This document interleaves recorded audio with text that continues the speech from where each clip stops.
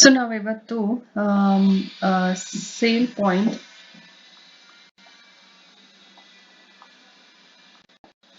ಹೇಗೆ rest API ನ use ಮಾಡಿಕೊಂಡು ವೆಬ್ ಅಪ್ಲಿಕೇಶನ್ ಕನೆಕ್ಟ್ ಮಾಡುತ್ತೆ ಅಂತ ಫಸ್ಟ್ ನೋಡೋದು.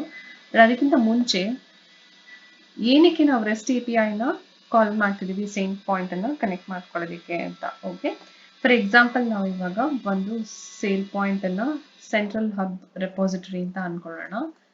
ಸೇಲ್ ಪಾಯಿಂಟ್ ಇದೊಂದು ಸೆಂಟ್ರಲ್ ಅಪ್ಲಿಕೇಶನ್ ಅಲ್ವಾ. ಸೊ ಈಗ ಆನ್ ಪ್ರೆಮ್ ಇದು ಆನ್ ಪ್ರೆಮಿಸಸ್ ಅನ್ಕೊಳ್ಳೋಣ.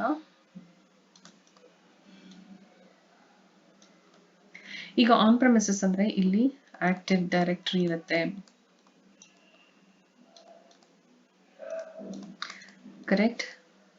ಆಕ್ಟಿವ್ ಡೈರೆಕ್ಟರಿ, ಆಮೇಲೆ ಸರ್ವರ್ಸ್ ಇರುತ್ತೆ,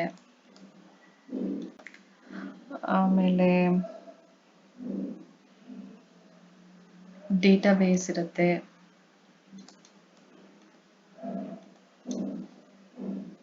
ವಿಂಡೋಸ್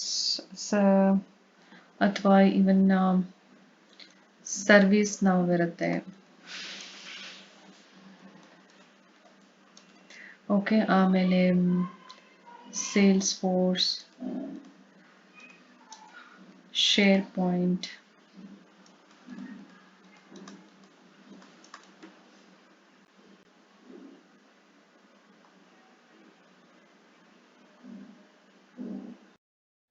ಓಕೆ, ಆಮೇಲೆ ಇನ್ನೂ ಏನಿರುತ್ತೆ,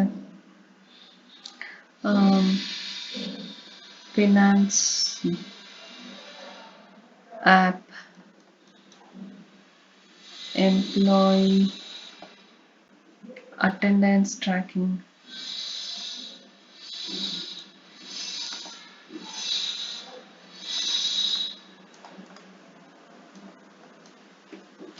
ಸೊ ಇಷ್ಟೆಲ್ಲ ಆನ್ ಪ್ರೆಮಿಸಸ್ ಅಲ್ಲಿ ಇರುತ್ತೆ. ಸೊ ಸೇಲ್ ಪಾಯಿಂಟ್ ಡೈರೆಕ್ಟ್ ಆಗಿ ಆನ್ ಪ್ರೆಮಿಸಸ್ ಕನೆಕ್ಟ್ ಮಾಡೋಕ್ಕಾಗಲ್ಲ ಅಂತ ಇದೇನ್ ಮಾಡುತ್ತೆ, ವರ್ಚುವಲ್ ಅಪ್ಲಿಕೇಶನ್ ಅನ್ನ ಒಂದು ಕ್ರಿಯೇಟ್ ಮಾಡ್ಕೊಳುತ್ತೆ. ಇದನ್ನ ನಾವು ಎಲ್ಲಿ ಹಾಸ್ಟ್ ಮಾಡ್ತೀವಿ ಅಂತಂದ್ರೆ ಆನ್ ಪ್ರೆಮಿಸಸ್ ನಲ್ಲೇನೆ ಹಾಸ್ಟ್ ಮಾಡ್ತೀವಿ. ಓಕೆ, ಈ ವರ್ಚುವಲ್ ಅಪ್ಲಿಕೇಶನ್ ಅನ್ನ. ಸೊ ಈ ವರ್ಚುವಲ್ ಅಪ್ಲಿಕೇಶನ್ ಏನ್ ಮಾಡುತ್ತೆ, ಇದಕ್ಕೆ ಕನೆಕ್ಷನ್ ಬ್ರಿಡ್ಜ್ ಇರುತ್ತೆ. ಓಕೆ, ಇಲ್ಲಿ ಅದು ಇನ್ಫಾರ್ಮೇಶನ್ ತಗೊಂಡು ಇಲ್ಲಿ ಕಳ್ಸೋದಷ್ಟೇನೆ. ಓಕೆ, ಇದೇನಿದ್ರು just act as a broker ತರ ಇದು. ಸೊ ಇಲ್ಲಿ ಏನಾದ್ರೂ ಚೇಂಜಸ್ ಇದ್ರೆ ಅದನ್ನ ಇಲ್ಲಿಗೆ ತಗೊಂಡು ಇದನ್ನ ಸೇಲ್ ಪಾಯಿಂಟ್ಗೆ ಟ್ರಾನ್ಸ್ಫರ್ ಮಾಡುತ್ತೆ ಅಷ್ಟೇ. ಸೊ ಇವಾಗ ಆನ್ ಪ್ರೆಮಿಸಸ್ ಅಲ್ಲಿರೋ ಇದಿಷ್ಟು ಆನ್ ಪ್ರೆಮಿಸಸ್ ಅಲ್ಲಿ ಇದೆ ಅಲ್ವಾ. ಸೊ ಇವಾಗ ವರ್ಚುವಲ್ ಏನೋ ಅಪ್ಲಿಕೇಶನ್ ಏನ್ ಮಾಡುತ್ತೆ, ವರ್ಚುವಲ್ ಅಪ್ಲಿಕೇಶನ್ ಆಕ್ಟಿವ್ ಡೈರೆಕ್ಟರಿಗೆ ಕನೆಕ್ಟ್ ಮಾಡಬೇಕಾದಾಗ ಎಲ್ಡ್ ಆಪ್ ಅನ್ನೋ ಪ್ರೋಟೋಕಾಲ್ ಅನ್ನ ಯೂಸ್ ಮಾಡುತ್ತೆ. ಸರ್ವರ್ಸ್ಗೆ ಕನೆಕ್ಟ್ ಮಾಡಬೇಕಾದಾಗ JDBC ಅನ್ನೋ ಪ್ರೋಟೋಕಾಲ್ ನ ಯೂಸ್ ಮಾಡುತ್ತೆ. ಡೇಟಾಬೇಸಿಗಾದ್ರೂ JDBC, Java database connectivity. Okay, ಈ ಅನ್ನೋ ಪ್ರೋಟೋಕಾಲ್ ನ ಯೂಸ್ ಮಾಡುತ್ತೆ.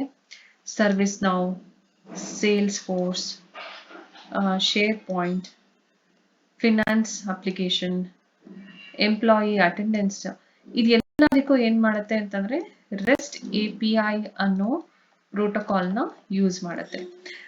ಬಿಕಾಸ್ ರೆಸ್ಟ್ API ಏನಿದೆ ಇದು this works only on HTTP data, HTTPS protocol.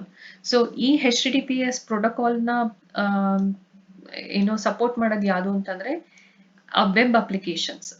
It not only on premises, even application cloud ಅಲ್ಲಿ ಇದ್ರೂ ಕೂಡ ನಾವು ರೆಸ್ಟ್ API ನ ಯೂಸ್ ಮಾಡ್ಕೊಂಡು HTTP ಅನ್ನೋ ಪ್ರೋಟೋಕಾಲ್ ನ ಯೂಸ್ ಮಾಡ್ಕೊಂಡು ರೆಸ್ಟ್ API ಮೂಲಕ ಪ್ರೋಟೋಕಾಲ್ ಮೂಲಕ ವರ್ಚುವಲ್ ಅಪ್ಲಿಕೇಶನ್ಸ್ಗೆ ಕಳಿಸ್ಬೋದು.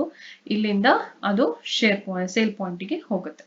So this is what the actual meaning of REST API. So why we need a REST API in virtual applications ಅಂತಂದ್ರೆ ಈ ಪ್ರೋಟೋಕಾಲ್ ಯೂಸ್ ಮಾಡಿಕೊಂಡು ಡೇಟಾನ ಕಳಿಸೋದು ಮತ್ತೆ ತಗೊಳ್ಳೋದು ಮಾಡುತ್ತೆ.